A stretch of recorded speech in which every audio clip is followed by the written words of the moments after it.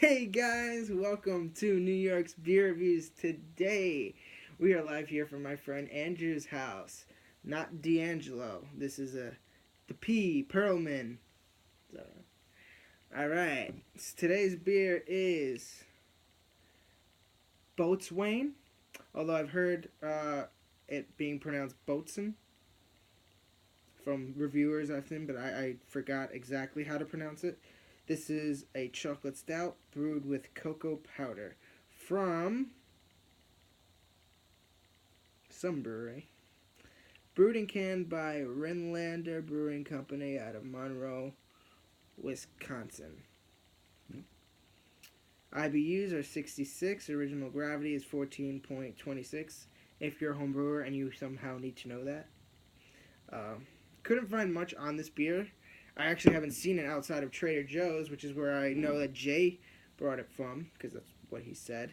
It is 5.4% alcohol by volume. Now, have you ever had this one? I haven't, no. But you already told me you wouldn't do an IPA with me because you don't like those IPAs. No, ales or stouts. Ales or stouts. Like most craft beer guys I know, it's ales or stouts. A lot of them don't like the IPAs, which is understandable. So, okay, so here it is, right here. Boysen. That's how it's pronounced. Boysen. Mm-hmm. Beers are unique brews made in small batches. Our chocolate stout has aromas and flavors of dark chocolate and roasted malt with a tangy hop bitterness. Tangy. Tangy hop bitterness. It is 5.4% alcohol by volume. Alright, not much else to talk about. I couldn't find much on this beer, other than the fact that Beer Advocate gives it a 3.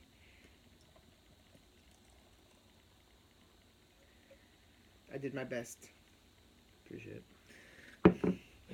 I know you don't like too much foam, right, Andrew? I don't. If this comes out to be less foamy, we'll switch. There we go. He doesn't like head, and I love all the head I can get. Different. I think we're talking about the wrong kind of head here, bud. Alright. So, up in the light, pours very black, hints of brown. It's not very bright in here, but I don't think it's ruby red. I'm not picking up any hints of that.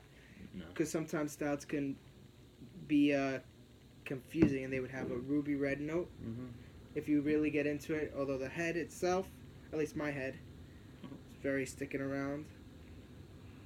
Alright. Good. On the nose, Smells real good. you start off with maybe some roasted malt, a little bit of coffee, but I'm not getting much chocolate. No.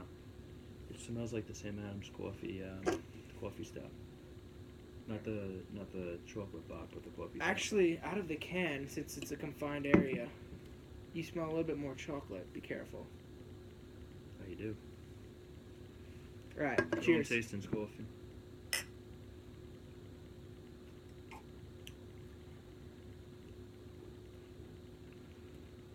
What do you think? I like it. It still seems a little light for a stout, though. Yeah, it is medium to light bodied. It says it's the longer you let it sit, you do get a little hint of cocoa. But I'm not picking up too much chocolate. Still just tasting coffee. Coffee, roasted malt, very, very roasted, toasted bready notes. Like, not lightly toasted, not medium toasted, fucking charred. That's what we're talking here. Charred bread toast. I like it, though. It's a good stout. I would have this in a bar if they offered it. I think this is a Trader Joe's beer. But what'd you say? I was gonna say, I think it'd be really good, too, on, like, a snowy day. Okay. Snowy day. Chocolate Boysen Stout. Now, what's the first thing you pick up? If you know, because I know you're not too much of a beer connoisseur, Andrew, but try and describe it if you can. I can't. He just drinks the beer. It's alright. So I say you start off. It has a little wateriness to it. It is a little light for at least a stout. Mm-hmm. I did record a 1050 review the other day. That's why I didn't bring it today, and I also forgot I was gonna do another. But that one, 10.5% alcohol by volume for a can this big. Definitely don't drive after one of those.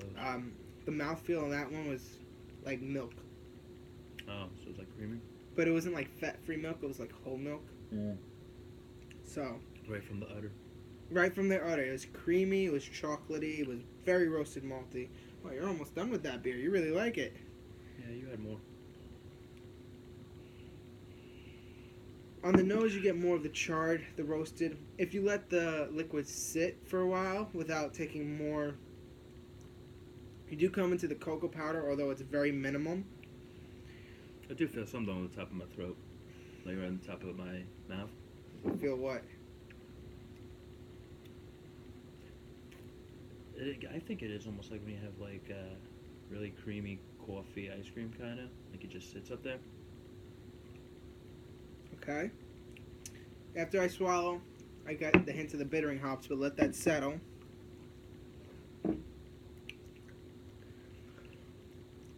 Okay, now I see where you're coming from. You can get almost the hints of those Rocky Roady notes. Yeah. That's nice. Like moose track ice cream kind of. This would go well if you had some ice cream, vanilla ice cream, you just want like Mhm. layering. Absolutely. Just just a little like that. Almost like Well, the maybe Samuel not exactly like that, but. like the Samuel Adams coffee milk stout Yep. or whatever it's called. Mm-hmm. Isn't that's the one you had, right? That one, I had the same as chocolate bach a lot. Chocolate Bach. Brooklyn chocolate stout you gotta have soon. Mm-hmm. I would say Brooklyn and Samuel Adams are almost in the same realm. Mm-hmm. They're both like kind of competitors in that stepping stone to introductory craft beer. Okay, I think so. Along with Saranac, although unfortunately the craft beer world bullies Saranac and says they suck. I mean, at least everyone except for Jay and Albano and Rhino doesn't really say they suck. He just says yeah, great introduction. He says they're good introduction in craft beer, but Greg doesn't like them. But then again, Greg doesn't like anything that's not $16 for a bottle. Just kidding, Greg. Not that you actually watch my fucking videos. Come on, Greg. It's alright.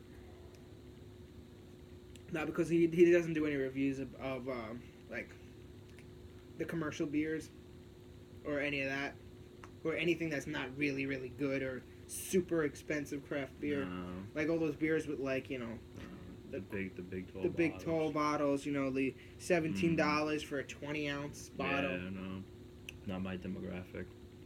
Not my budget. No. All right, so before we lag too long, what would be the grade you give this beer on the stout grade? So grade it accordingly to a stout. Out of 10? Out of 10.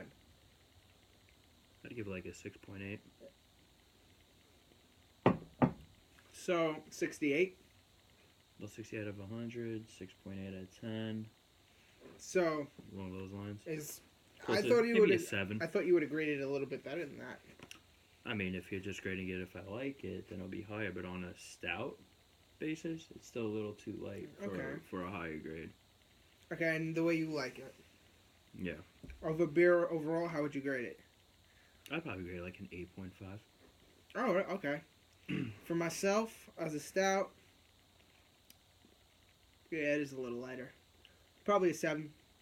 A beer, and I would go with the same grade for how I like it, because I'm not that big of a stout guy. I like it. I enjoy an occasional stout, but I'm an IPA guy. Like last night when I went to Milk and Hops, I had a nice juicy IPA. You couldn't even see it. Looked like orange juice.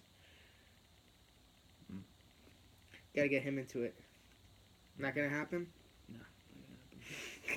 Alright. Anyway, guys, thanks for tuning in for this episode of New York's Beer Reviews. As always, if you like the reviews, please rate, comment, subscribe, comment down below. Let me know what you think.